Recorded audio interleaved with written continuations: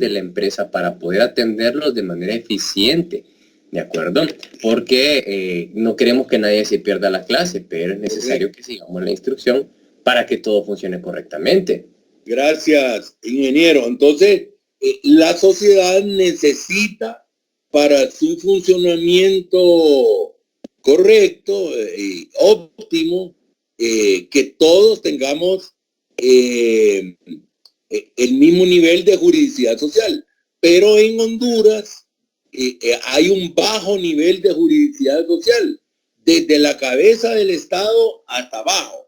Y eso tiene que ver, según el sociólogo Clodomir Santos de Moraes, que ya lo hemos mencionado, y es con base en el cual hemos constituido la S y la teoría de la organización, que está pendiente de enviárselo. Entonces, para él hay dos comportamientos organizativos, que yo prefiero la definición de Neuper y Fajardo. En un artículo, en una ponencia presentada en Costa Rica, en un evento internacional sobre el método de Clodomir Santos de Moraes, el método de laboratorio. Entonces, para Neuper y Fajardo,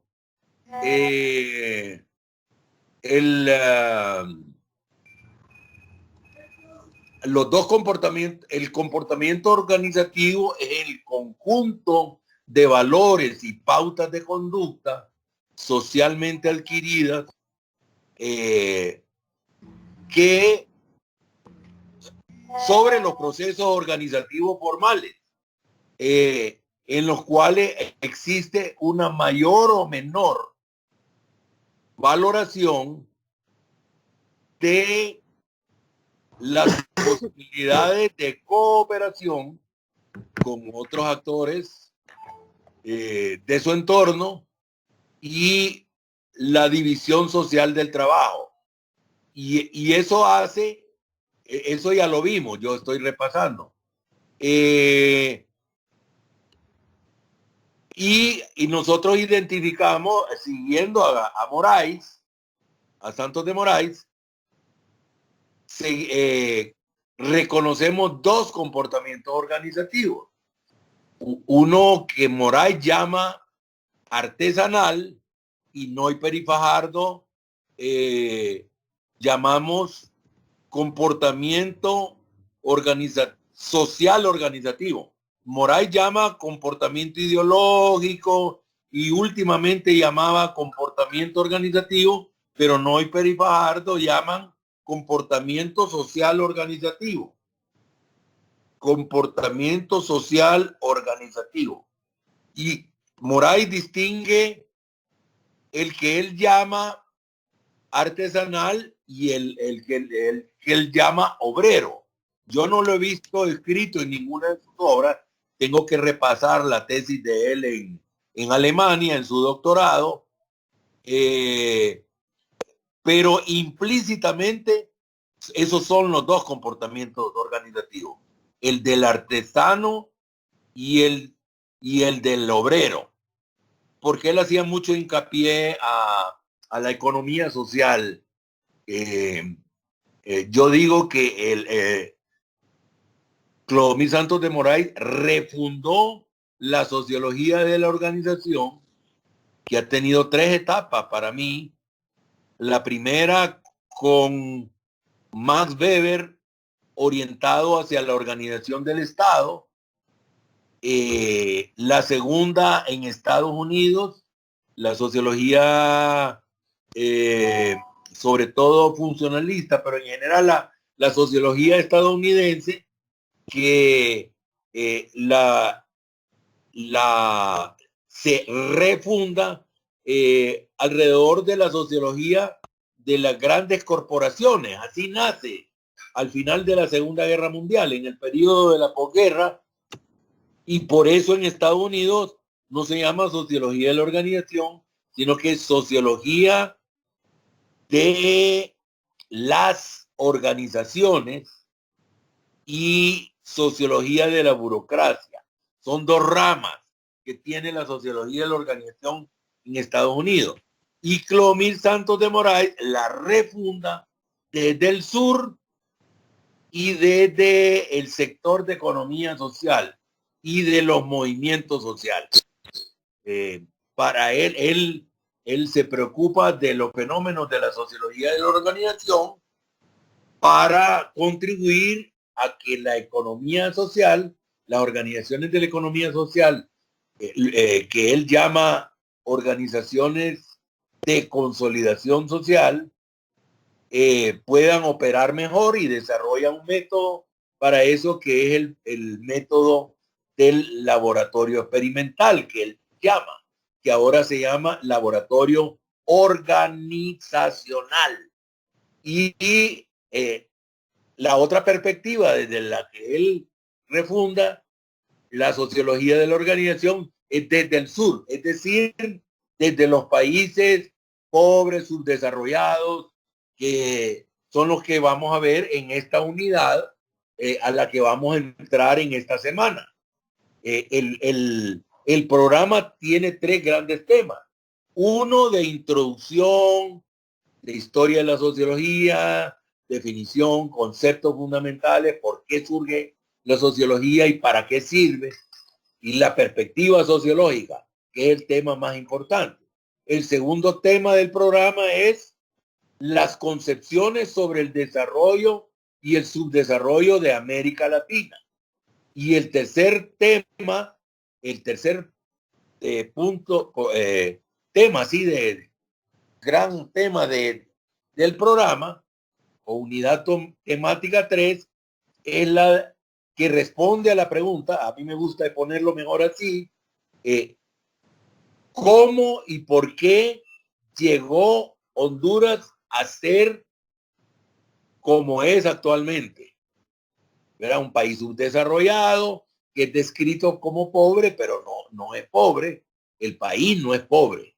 El pueblo, mayoritariamente, alrededor de un 70%, es pobre, pero no el país. El país es muy rico, tiene grandes recursos, pero está concesionado, más del 50% del territorio está concesionado, y aún de una forma en que el país no está recibiendo la regalía, los ingresos que debería estar teniendo, como tiene Bolivia, por ejemplo, a raíz del gobierno del MAS, de Evo Morales, y que salió de la pobreza como país, debido a que nacionalizó los recursos naturales.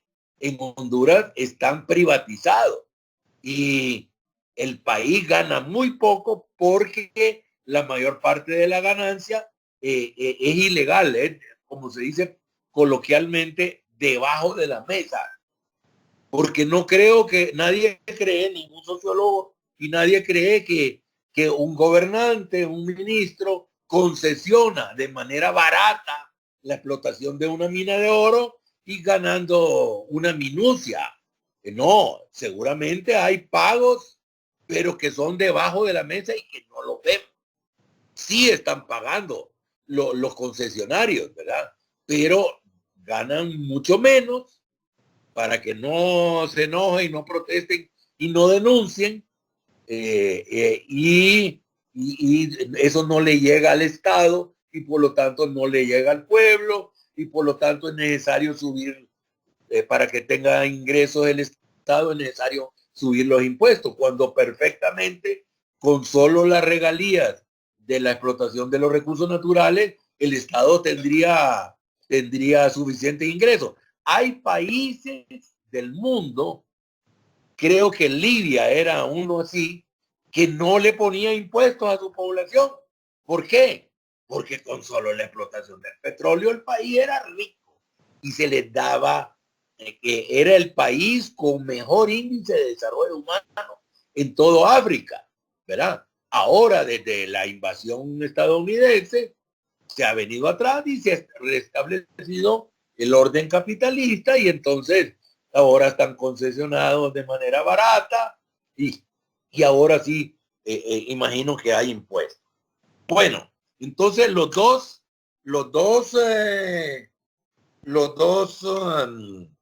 comportamientos organizativos que Noy Fajardo plantean son el comportamiento social organizativo artesanal aldeano, que es correspondiente al que Moray llama comportamiento organizativo artesanal, y el comportamiento social organizativo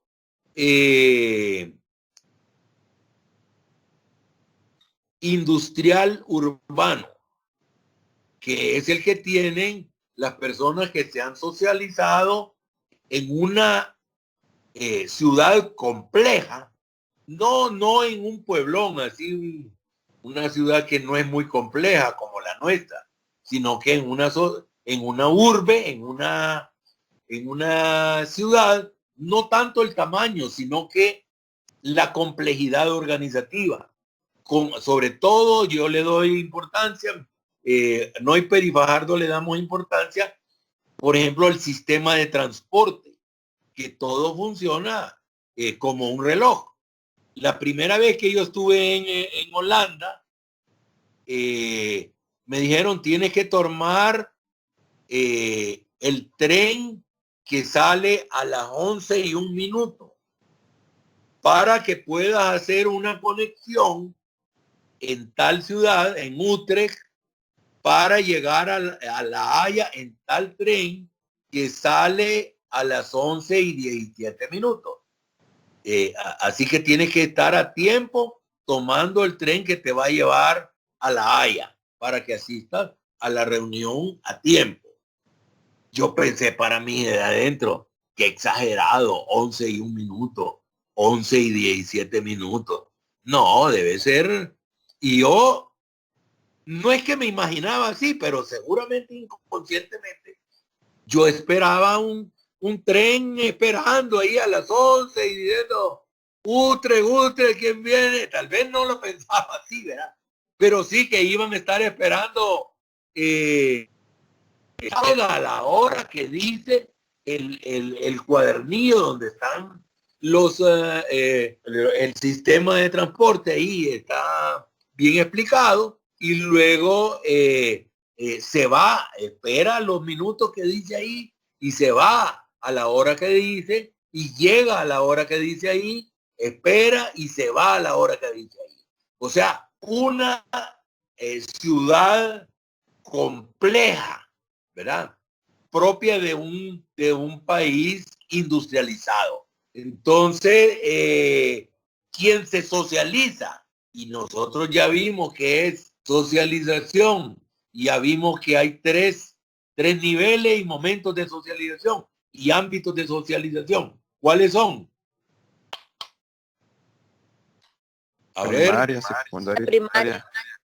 Exactamente. ¿Quién lo dijo eso? Yo, maestro Jaciel. Jaciel, ¿verdad? Jaciel. Sí. Y también Marina creo que estaba queriendo intervenir. Pero entonces, ¿cómo dice? Que yo igual aporté. Marina, ¿verdad? Soy o Evelyn. Evelyn Mireya, ¿verdad? Va quedando. Sí. Uh-huh. Sí. Sí, gracias a los que están aportando. Bueno, entonces, en la socialización se adquiere el comportamiento social organizativo, ¿verdad? Que en Honduras el predominante, ¿cuál sería? Sería el comportamiento social organizativo artesanal aldeano. Entonces, ese es el que tendemos a tener todos nosotros, ¿verdad?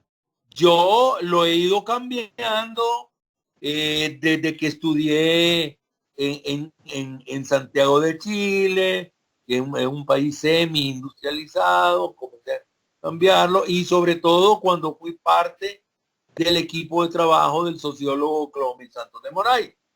Y más después, cuando, más aún cuando después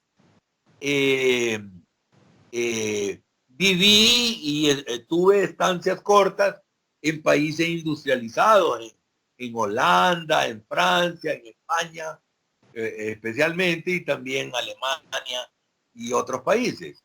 Yo he estado en 30 países y he vivido en 6 países, algunos de ellos industrializados. Entonces, yo he vivido más de 30 años fuera del país. Entonces, tengo 68 años y tengo entonces una parte importante y más de la mitad de mi vida profesional y adulta lo he vivido fuera del país y una buena parte de ella en contacto y en interacción social con personas de otro comportamiento social organizativo. Entonces, eso me ha cambiado también. Más el hecho de que como sociólogo trabajo la sociología de la organización.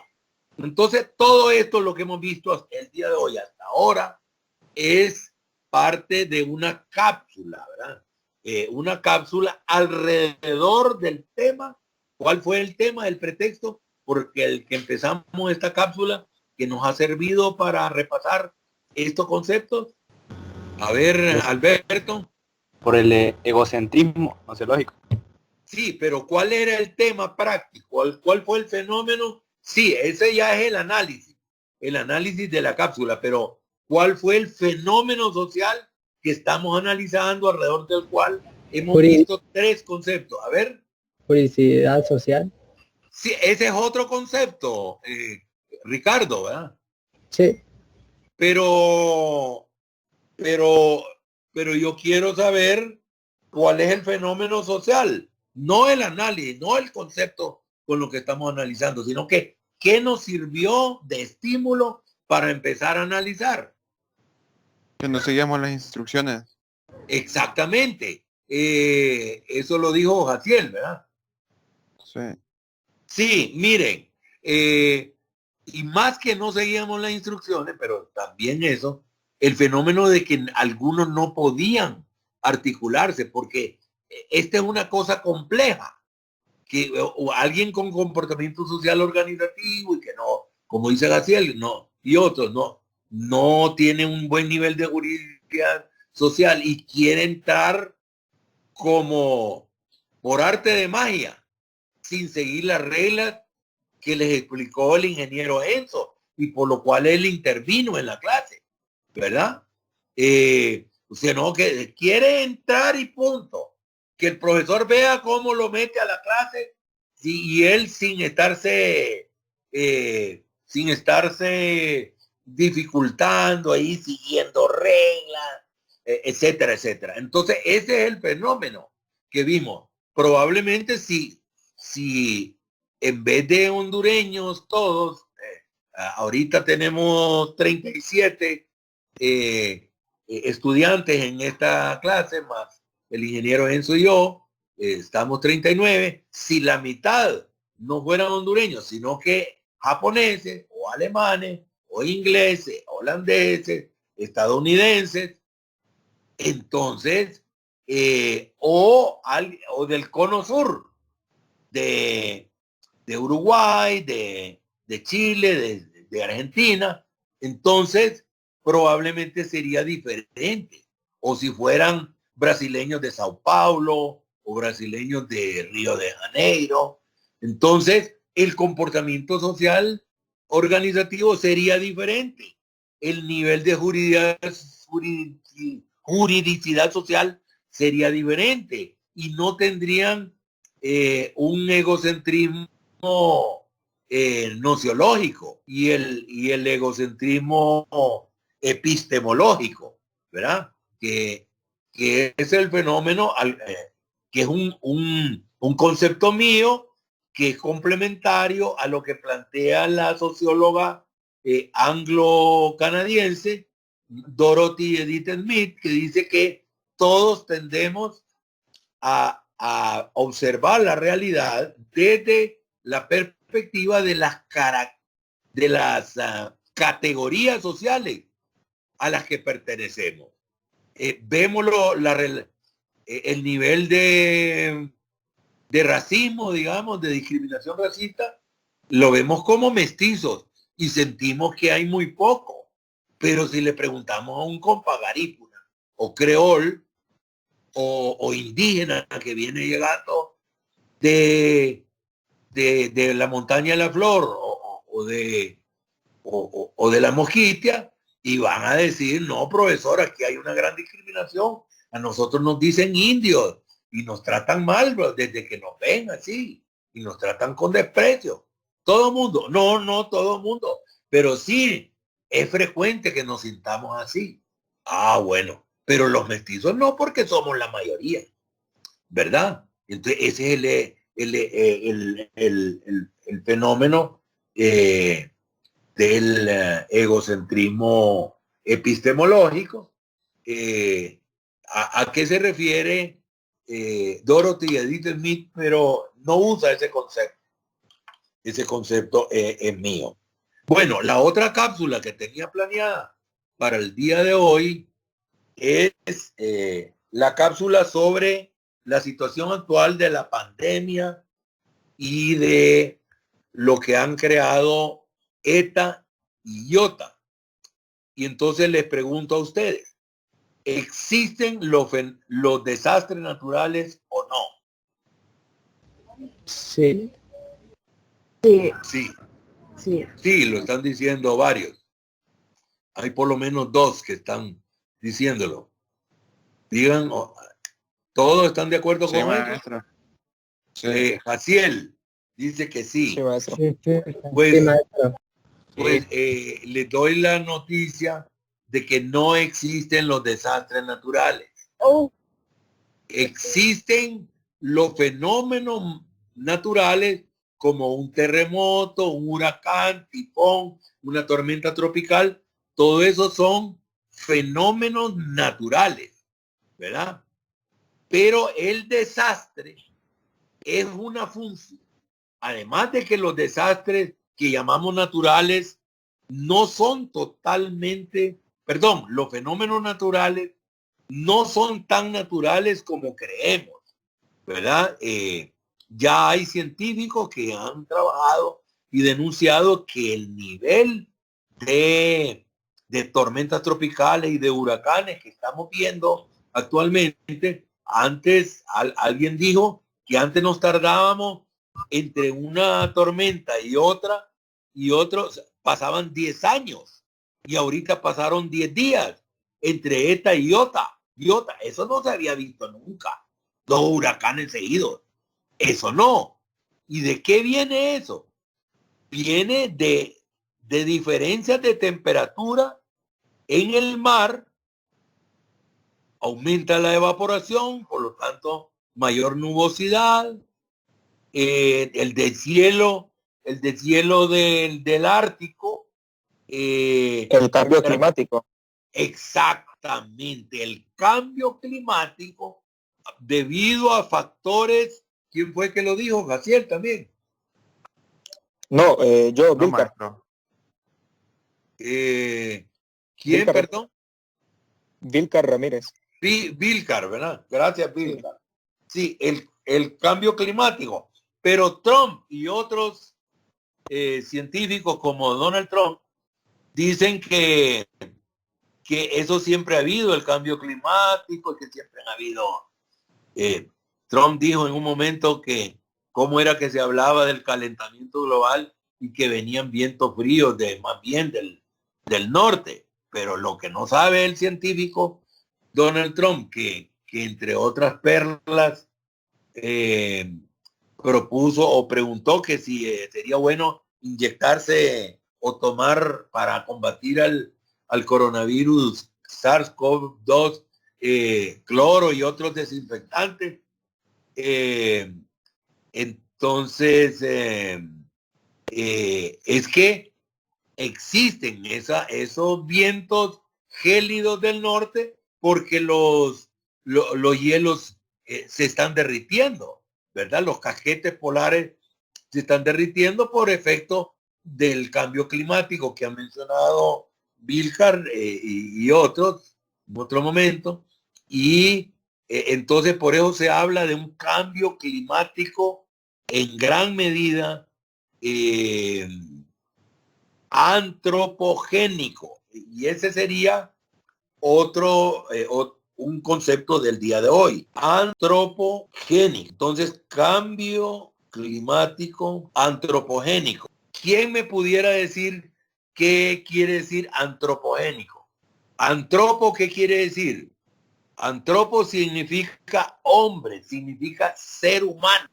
Hombre en el sentido de ser humano, de humano. Antropo, antropología, estudio del hombre, estudio del ser humano, Gracias. la evolución del ser humano.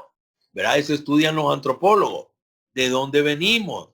¿Cómo tenemos tatarabuelos, por decirlo en lenguaje coloquial, Maestro. homínidos, parientes de los monos, ¿verdad? Por genética. Sí. A ver. Dice que es de origen humano o derivado de la actividad del hombre. Algo antropogénico. Exactamente. Así es. Muchas gracias. Así es. Es decir, antropo, ser humano, y génico viene de generado por, originado por, genealogía. ¿Cuál es el árbol genealógico de Jaciel? Bueno, tendría que ver, en primer lugar, de quién desciende, su papá y su mamá. Su papá viene de los abuelos maternos, su mamá viene de los abuelos maternos, y así se va construyendo el árbol, ¿verdad? Genealógico. Genealógico. O sea, antropogénico significa lo que dijo Jaciel, que es generado por la acción o la inacción humana. Entonces, los desastres son una función, los desastres mal llamados naturales que han habido en Honduras, entonces son una función. Busquen qué quiere decir función. Es una relación entre dos homofactores. ¿Cuáles son? Un fenómeno natural, en este caso un huracán que llegó a ser 5 en el caso de Iota y que se degradó a tormenta, ¿verdad? Se degradó 5 grados y entró con nivel de 4 a Nicaragua y nos llegó a nosotros con nivel de tormenta, si no me equivoco, pero suficiente para hacer desastre. ¿Cuál fue la razón por qué hizo tanta desastre Iota y ante ETA? ¿Por qué? Por las lluvias. Sí, pero es que eso es el fenómeno. El fenómeno de un huracán, un tifón, una tormenta tropical es un nivel de lluvia más un nivel de viento. Eso es un meteoro de eso. Por el nivel de contaminación, digo. No he visto correlación con contaminación, pero sí puede ser que tenga que ver, porque la condensación del vapor de agua es alrededor de partículas y las partículas deben haber aumentado. ¿Sí, Jatiel? O sea, no tiene nada que ver, pero siento que también por la ineficiencia de los políticos, de los gobernantes, se hizo mayores daños. Sí, tiene que ver eso. Gracias. Pero ¿cómo? Supuestamente también dice que abrieron el cajón. Sí, tuvieron que abrir el cajón, eso aumentó el volumen porque si no iba a ser un desastre, había que abrirlo, tenía que abrirse. Pero, ¿qué va a hacer México de ahora en adelante? Antes de la temporada de huracanes, de fin de año, le va a bajar el nivel del agua a las represas hidroeléctricas. Eso lo anunció Andrés Manuel López Obrador. Le tomaron una declaración dentro del helicóptero presidencial diciendo que iba a tomar la dolorosa tarea de vaciar los cajones, las represas, y afectar unas reservas indígenas, y se les iba a ir a socorrer. Ya estaba enviando a socorrerlo, pero les iba a causar desastre a los indígenas. ¿Y por qué? Porque si no, las represas iban a inundar grandes centros poblados y la cantidad de gente y el impacto económico que iba a tener si no se vaciaba la represa iba a ser mucho mayor. Además, que está habitado por mestizos que tienen mayor poder político que los indígenas, ¿verdad? Los indígenas eran menos y tienen menor importancia política que las grandes masas de mestizos que habitan en las grandes ciudades de México. Entonces, en todo eso estamos viendo que está, como dijo alguien de ustedes, ha habido la acción y la inacción de funcionarios que tendrían que haber tomado esa medida, pero no están en eso. Y ahí es donde yo repaso el tema de las 5, ingeniero Enzo está por ahí, 5 lógicas de la interacción social, las 5 lógicas del intercambio social del recurso. Es decir, el Estado hondureño y el gobierno que lo administra, que no hay que confundir Estado con gobierno. Estado es el conjunto de instituciones permanentes de una nación, de un Estado-nación, y el gobierno es el que lo administra por 4, 5, 6 años, o en el caso de Honduras, hasta que les dé la gana o que el pueblo se lo sacuda, ¿verdad? Porque no dependen del voto popular, sino que del fraude, ¿verdad? Entonces, cuando un gobierno es legítimo porque surge del voto popular, está preocupado por quedar bien con el pueblo y que lo relija. Pero si no es fruto del voto popular, sino que del fraude electoral, entonces hace lo que quiere porque igual se va a reelegir con fraude. Entonces, el mecanismo de la democracia, que es hacer que la gente legitime al gobierno, que es la administración del Estado, como no se produce eso, entonces nuestros gobernantes hacen lo que hacen, dejan de hacer lo que les ronca la gana y hacen lo que les ronca la gana. Y antes se creía que se robaba un poquito, y el BID todavía habla de que hay desperdicio por ineficiencia y por corrupción de alrededor de un 5% de los recursos. Y el BID, a mí me invitó frente a frente Renato Álvarez a discutir junto con el vicerrector Julio Raudales y otros participantes. Analizamos un documento del BID donde demuestra que si no hubiera ese robo y ese desperdicio de ese 5%, se podría eliminar la pobreza en un periodo sin necesidad de recursos externos. Así dice el BID. Y entonces algunos pueden decir, bueno, los que estamos en la universidad no somos de extrema pobreza, entonces eso a mí no me interesa.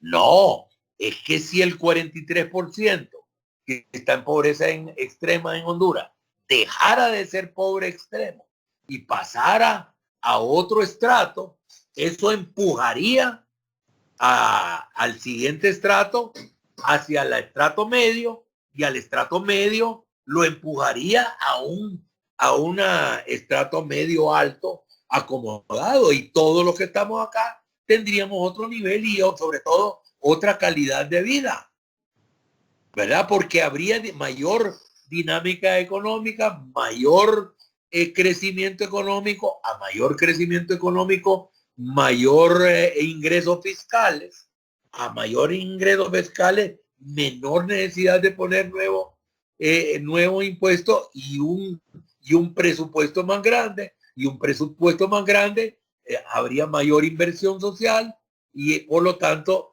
mejor nivel de vida de la población. Entonces,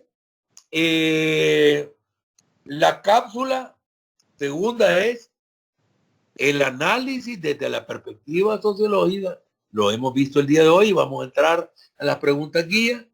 El análisis de la pandemia y de los desastres relacionados con las dos tormentas tropicales, los dos huracanes que nos llegaron en forma de tormentas tropicales. Ahora, yo le pregunté, ¿por qué hicieron tanto desastre? Y algunos dijo muy correctamente, por acciones de los gobernantes anteriores y por inacciones de gobernantes anteriores. Aquí lo que le gusta a los gobiernos, cuando haya desastre, no les incomoda, porque es la ocasión de llevarle bolsas de productos comprados a precios inflados y de muy mala calidad, frijoles gorgojeados, dice una amiga mía, ¿verdad? Y ha habido denuncias. Pero está bien eso. Sí, sí, o sea, productos de muy baja calidad y entonces los llevan identificados como que si el gobernante de turno se lo está regalando de su bolsa. Aquí les manda el presidente, le dice, ¿verdad? Y entonces, y bien agradecido la gente que no tiene formación política, sociológica, nada, cree que de verdad no sabe que quienes lo tienen así son esos gobernantes. Y que si aquí fuera Holanda desde 1932 puso 60 compuertas y diques para controlar las inundaciones. 60 compuertas en 1932. Y le arrebató un tercio del territorio de Holanda, estaba debajo del mar, y otro tercio eran playas, que lo convirtieron en terrenos industriales y agrícolas. Si alguien de ustedes estaba pidiendo la palabra. Yo. Ya, Juan, ya le vamos a entrar a pregunta guía. Así él también. A ver, ¿quién preguntaba? María de Los Ángeles Contreras. Sí, adelante. Yo estaba viendo una historia en Facebook de una chava que está en Estados Unidos y que iba a enviar donaciones aquí a Honduras, ¿verdad? Y dice que le escribieron varios del Partido Nacional para decirle que enviaran las donaciones al nombre de ellos, como que ellos los estaban enviando. Y creo que eso ha pasado con todas las donaciones, ¿verdad? Exacto. Hay un mensaje que fue enviado como un sticker que está en el chat del Departamento de Sociología, que yo se lo voy a buscar reenviar, donde dice que hay orientación del partido de gobierno de que todas las ayudas deben ser entregadas como donaciones del actual gobernante y del actual partido gobernante. Y entonces entramos a la pregunta guía. ¿Cuáles son ¿Qué se hizo Tito Alfura? ¿Cómo dice? ¿Qué se hizo Tito Alfura? Le digo, porque no volvió a salir porque estaba tirándose para campaña. Pero Así pasó lo del huracán, no se le volvió a ver. A lo mejor le jalaron el aire, tal vez, porque... Y Eva Díaz. Ajá. Es que el partido de gobierno decide quiénes se proyectan y quiénes no, ¿verdad? Entonces,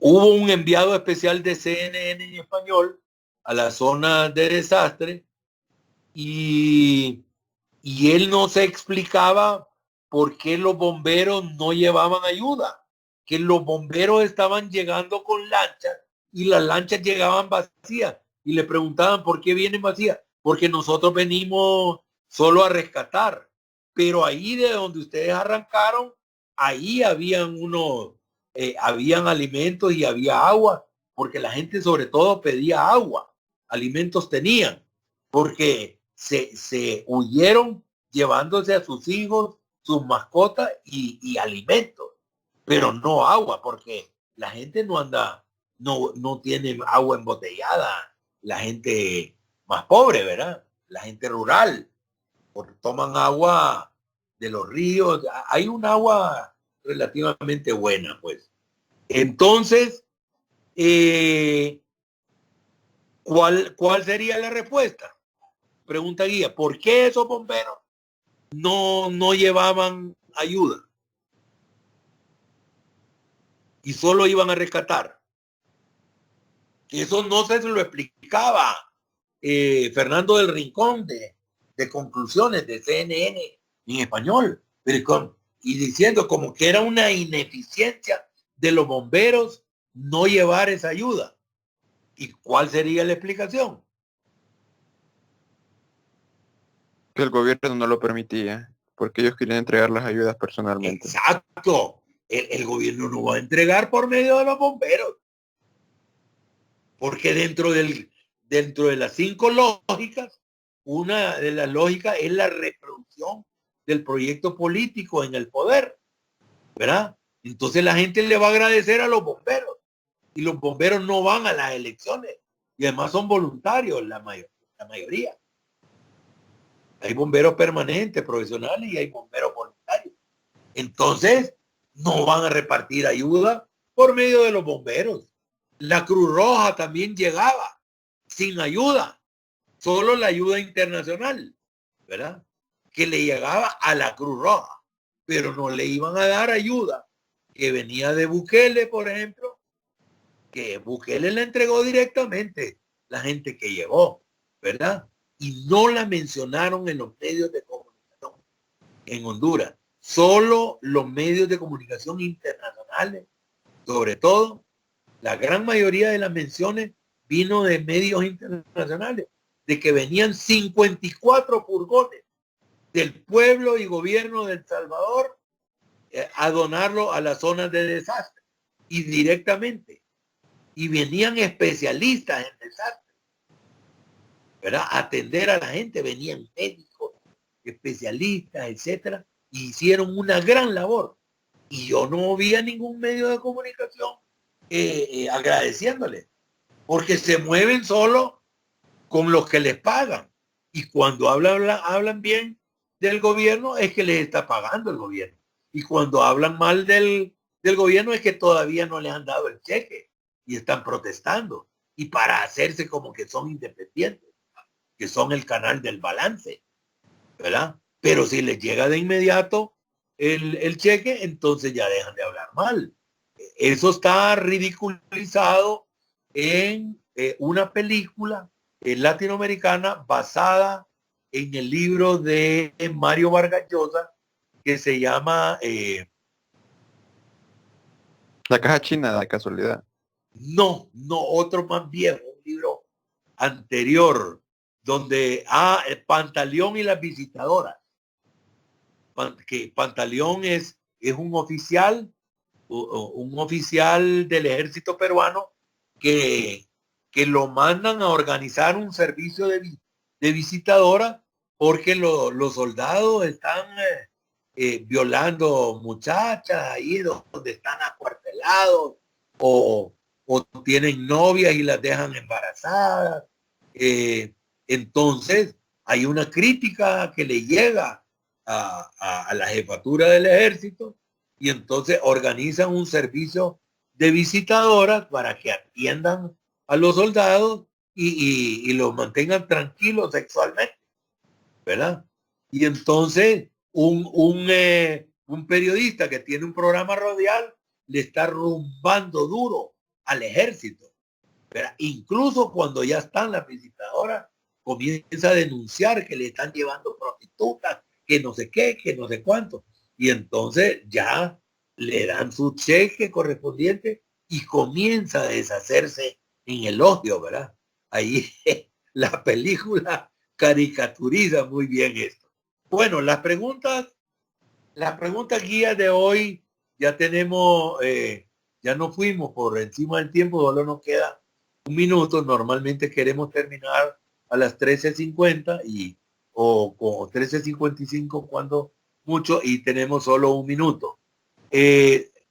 Una pregunta guía clave es ¿a qué nos dedicamos en esta clase? A analizar desde la perspectiva sociológica 2 cápsulas. Una cápsula es sobre algo que surgió en el curso, que las dificultades de algunos compañeros para ingresar a la clase, y la otra cápsula era sobre los desastres relacionados con las tormentas tropicales que hicieron mayor desastre por 2 razones que yo le pregunté. 2 razones científicas, que es el nivel de saturación de los suelos, porque había estado lloviendo antes de que entrara ETA, ya estaban los suelos saturados, y lo otro que nadie ha hablado, solo yo he estado hablando de esto porque tengo experiencia en desastres naturales desde fuera de Honduras, es que los ríos están asolvados. Desde el mix están asolvados. Quiere decir que el nivel de los ríos está lleno de piedra y de arena.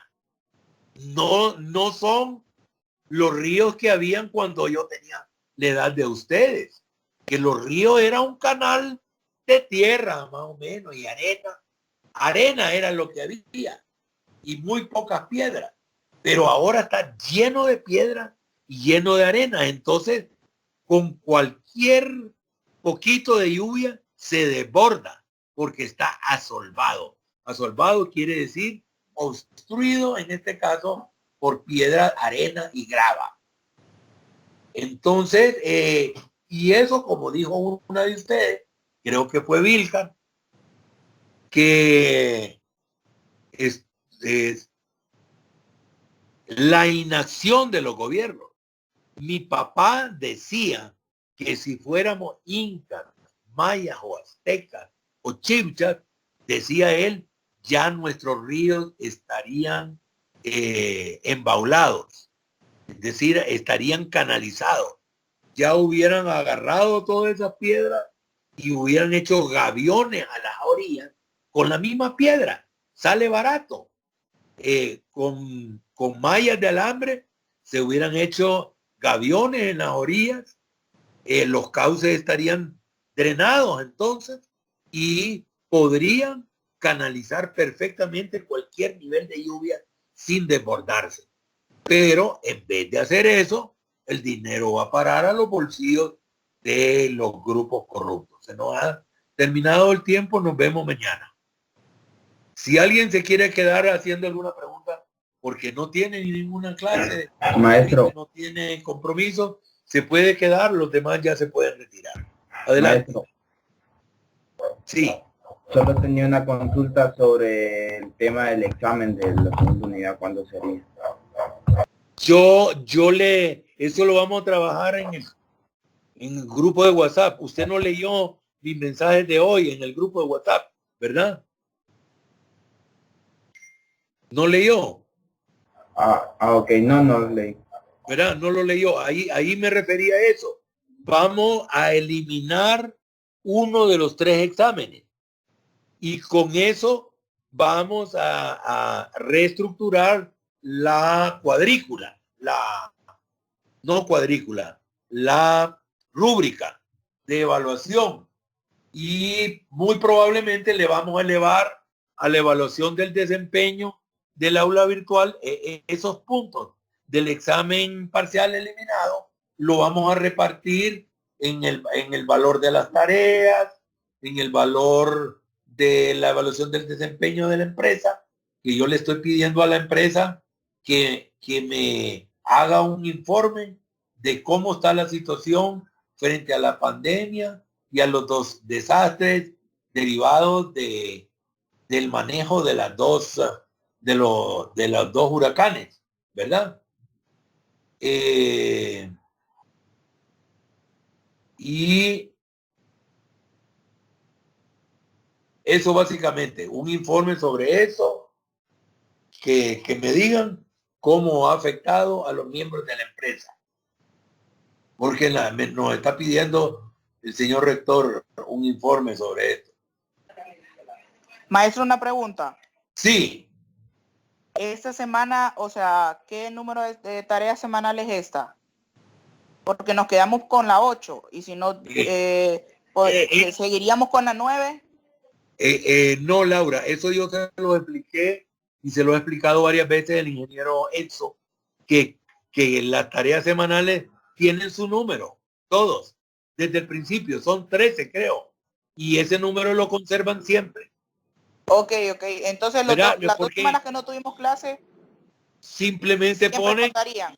no hubo clase, sí, claro, se cuenta. Ok. Eso lo Gracias. dijimos desde el principio. Lo único que tienen que presentar la tarea, colocarla en el lugar correspondiente y decir no hubo clase por tal cosa. Y la siguiente también, se extendió el periodo de suspensión de clase por tal cosa. O sea, tienen que decir gracias. por qué.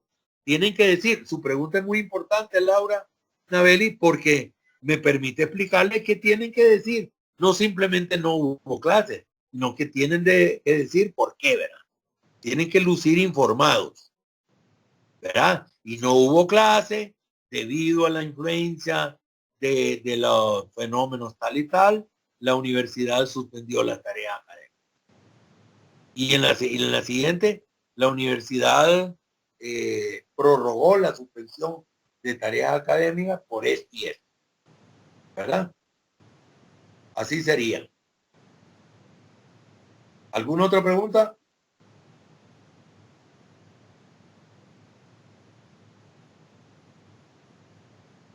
Si quieren, podemos trabajar en las preguntas guías. ¿Cuáles son las 5 lógicas de la interacción social y del intercambio social de recursos? ¿Puede repetirlo, maestro, por favor? ¿Cuáles son las 5 lógicas de la interacción social? Ese es un repaso. Eso ya lo habíamos visto. ¿Cuáles son las 5 lógicas de la interacción social y del intercambio social de recursos? Eso no las dijimos ahora, pero esas ya las hemos visto. Entonces la pregunta tiene que ser contestada con conocimientos vistos antes. ¿Y cuál es la lógica de esas 5 que fue mencionada en esta clase? ¿Cuál fue? La lógica de la reproducción del proyecto político en el poder. Las otras son la lógica de mercado o la lógica mercantil, que es la predominante, bueno, la lógica de la corrupción, la lógica del clientelismo político,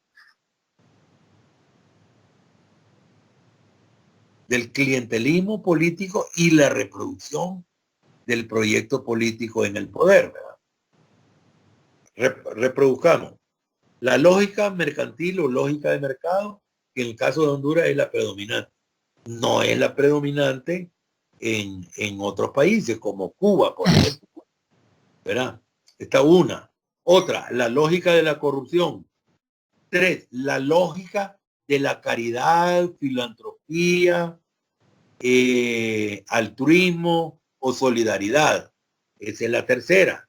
La cuarta, repaso, mercantil, corrupción, caridad y solidaridad, la lógica de del clientelismo político y la reproducción del proyecto en el poder. Y la quinta sería la lógica del bien común y la búsqueda del desarrollo, que actualmente está conceptualizado como el desarrollo humano sostenible, pero se busca el desarrollo, aunque no sea exactamente el modelo aceptado por Naciones Unidas, que es el desarrollo humano sostenible, ¿verdad? Pero sí, es la lógica de la búsqueda del bien común o del desarrollo y del bien común. Esas son las 5 lógicas. ¿Y cuál fue la lógica que mencionamos ahora? Rápido. La lógica del bien común y búsqueda del desarrollo. No, esa es la que debería de utilizarse. Y la cooperación internacional, por ejemplo, la de El Salvador, eso es lo que busca. Pero la que predomina en Honduras, al Es la de la manejar los corrupción. desastres, hay un poco de lógica de la corrupción, hay otro poco de la lógica mercantil y hay mucho de la lógica del clientelismo y la reproducción del proyecto político en el poder. O sea, ¿por qué no llevaban ayuda? Y el enviado especial de CNN se preguntaba por qué. Y no sabían ellos por qué. Creían que era ineficiencia, descoordinación, cosas así, pero porque no son sociólogos, son periodistas y no han estudiado el fenómeno. Y ellos suelen atender desastres en lugares donde la lógica es la que mencionó Jaciel, que es la lógica del bien común y de la búsqueda del desarrollo. Es la lógica en la inmensa mayoría de los países. Cuando hay un desastre, esa es la lógica que mueve. Y las élites saben que si se mueven con esa lógica, eso le va a ayudar a reproducir su proyecto político. Pero los de acá no son políticos bien formados, honestos, ¿verdad? Que buscan la aprobación popular por vías legítimas para ganar en las elecciones. ¿Me explico? ¿Verdad? Maestro, ¿y usted nunca intentó tener un puesto político? No, yo no he estado en puesto político y nunca me he visto estar en un puesto político. Me lo han preguntado y alguna vez me lo han propuesto, pero yo me veo más como un académico colaborando con cualquier gobierno. Ahora no, tendría que ser un gobierno legítimo, con cualquier gobierno legítimo, en búsqueda de que la lógica predominante en el manejo del Estado sea la lógica del desarrollo y del bien común, ¿verdad? Ahora, yo soy consciente de que las personas que piensan como yo deberían de meterse en política. Yo no estoy en contra de meterse en política, pero no me gusta, no es mi tema, ¿verdad? Ahí solo que me viera impulsado, pero no creo, hay suficiente gente con liderazgo y con gente honesta que debería meterse en política. El Papa, para los que somos católicos y para los que somos cristianos en general, los cristianos debemos meternos a política. Yo lo soy. ¿En qué me he metido en política? En programas de formación ciudadana. Ya acordamos con Renato Álvarez de que vamos a dedicar un programa al mes a la educación ciudadana. ¿Verdad? Entonces esa sería una manera de participar en política, pero no en política partidista. Yo sí simpatizo con ciertos proyectos políticos. Para mí debería de haber una gran alianza de lo que yo llamo el bloque progresista para enfrentarse a lo que están dañando al país. Ahí debieran estar juntos. El bloque progresista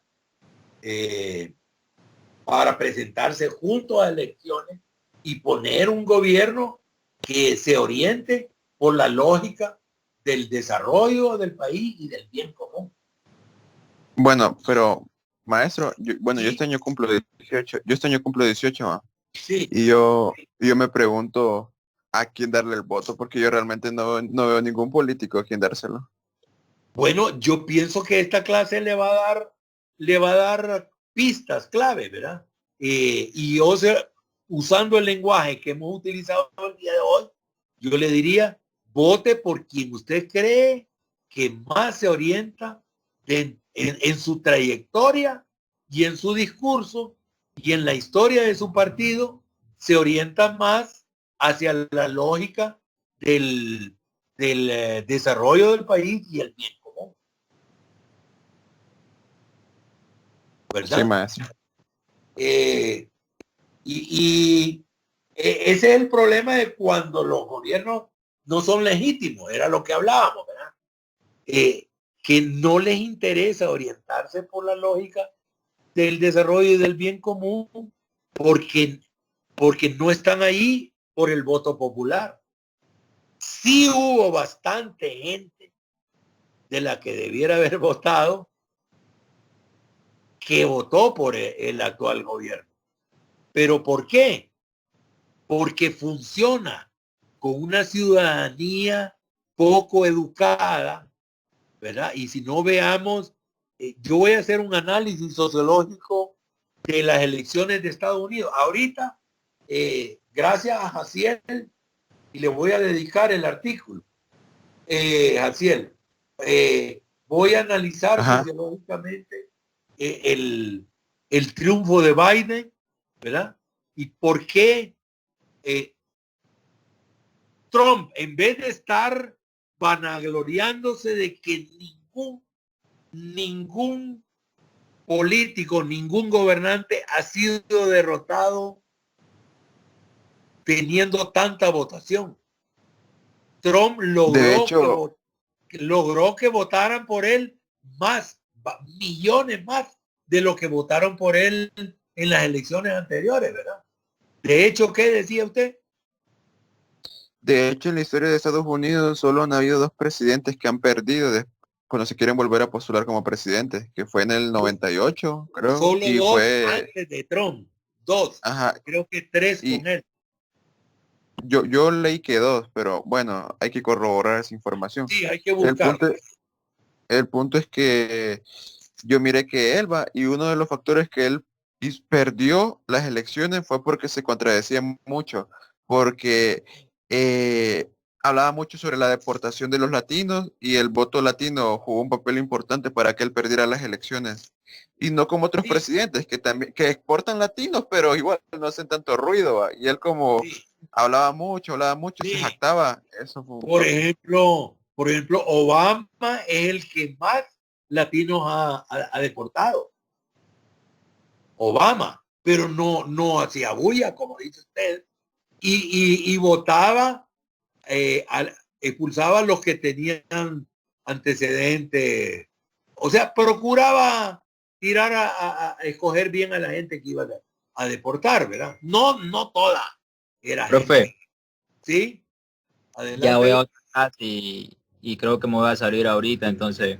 Sí, yo les dije que el que tenga otra clase o tiene que retirarse, se retira. Ahorita estamos solo trabajando con los que no tienen problema, ¿verdad? Porque yo tengo disponibilidad de tiempo. Se puede retirar sin problema, Douglas. No vamos a ver materia nueva. Cuando yo extiendo la clase así, no vemos materia nueva. Lo que hago es repasar, profundizar en la pregunta guía, ¿verdad? Seguir trabajando en el tema, pero sin materia nueva. Ok, maestro, muchas gracias. Bueno, Douglas, hasta mañana.